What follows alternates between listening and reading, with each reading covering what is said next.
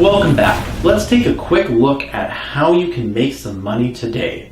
We're going to be talking a little bit more about this in the next section, but what I want you to do is find some skill that you can do and post it on Craigslist in your area. This can be something like technical writing, this can be moving, this can be some skill that you have, and what I want you to do is undercharge. And one of the things that you will have to understand when you first start entrepreneurship is that you're going to be making less money than minimum wage because you have to learn, you have to train, you have to intern at your own company to make it work. So let's say you're a good writer and you want to do some technical writing. You can take a look at some of the job ads and maybe post something that is half as much or a third as much. You want to do something that is just for the experience of making money. Now you'll have more money at the end of the day, but it might not be as much as you would making at McDonald's or on something else like that. This is important because you want to learn how that process works. You might think it's easy as emailing someone and then setting up a project and then doing the work.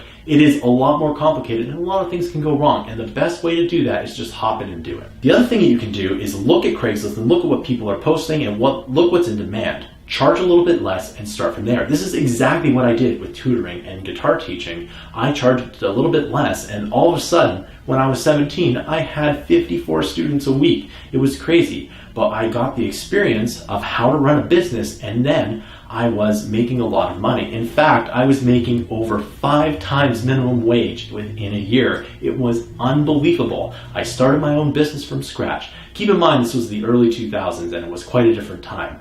But I started a business from scratch, and I did that by just charging little or no money to begin with to figure out how it worked, and then I started from the top there. That process of teaching people, not only just English and math, but music lessons as well, has made Mammoth what it is today. Combine that with the coding experience, since I've been coding since 1997, it was a perfect storm to make a dynamite company successful. So that's the one thing that you can do. You can sell your services, and it is a business. So if you need your house drywall, that is a service. If you need someone to tutor math, that is a service. If you need someone to do some technical writing, that's a service that you can provide. The other side of entrepreneurship is to produce a product. And what's the best way to produce a product? Well, one thing you can do is do the dollar store challenge. You can go to any dollar store, find some items, and make more money than what you paid. Now, again, you might not make as much driving down to the dollar store, picking up the items, and then selling them.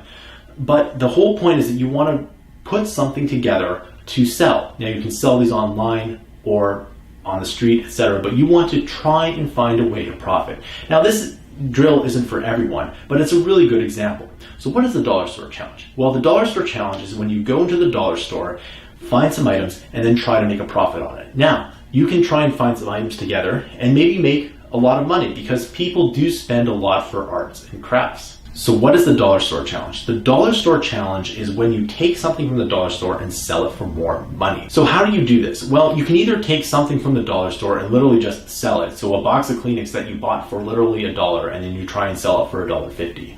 Now you've made 50 cents in profit, and if you go through that process of trying to make 50 cents of profit on that box of Kleenex, then it will actually work out for you because you've, well, made a profit. That's the whole point of entrepreneurship. The other thing you can do is take a bunch of items together and put them into some kind of project and maybe sell it on Etsy.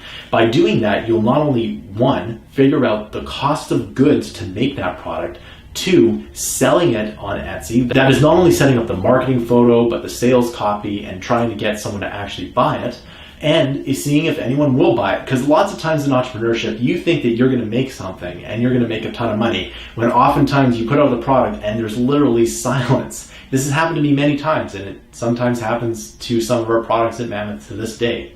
It's a part of entrepreneurship that you need to understand. And most importantly, you need to figure out a way to not let it happen again. So if you take something and you make something really ornate and sell it on Etsy for like $50, then you've all of a sudden made a bunch of money and you've got the experience. Because remember, you have to intern at your own company before you start to ramp it up. So those are 2 examples of a quick win. Thanks for listening.